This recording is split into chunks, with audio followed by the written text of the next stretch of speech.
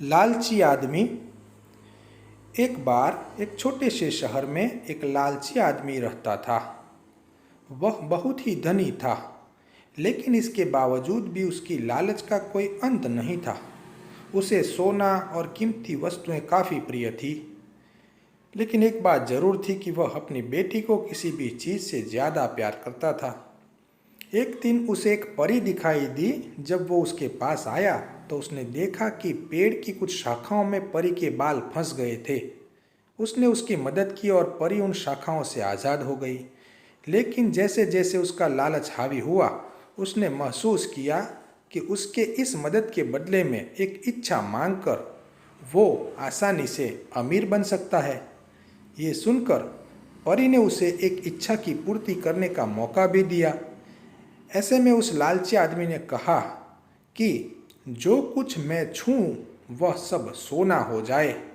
बदले में ये इच्छा को भी उस परी ने पूरी कर दी थी। जब इसकी इच्छा पूर्ण हो गई तब वो लालची आदमी अपनी पत्नी और बेटी को अपनी इच्छा के बारे में बताने के लिए घर भागा। उसने हर समय पत्थरों और कंकड़ को छूते हुए और उन्हें सोने में परिवर्तित होते देखा, जिसे देखकर वो बहुत ही खुश हुआ।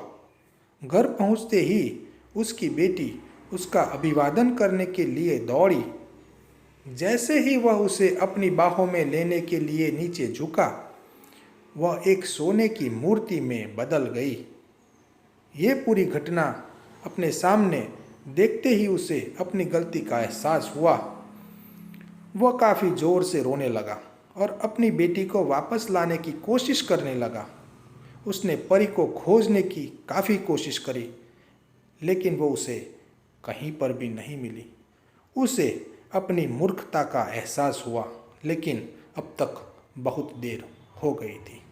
दोस्तों, लालच एक बहुत ही बुरी बला है और आदमी को लालची नहीं रहना चाहिए। वह हमेशा दुखदायक है।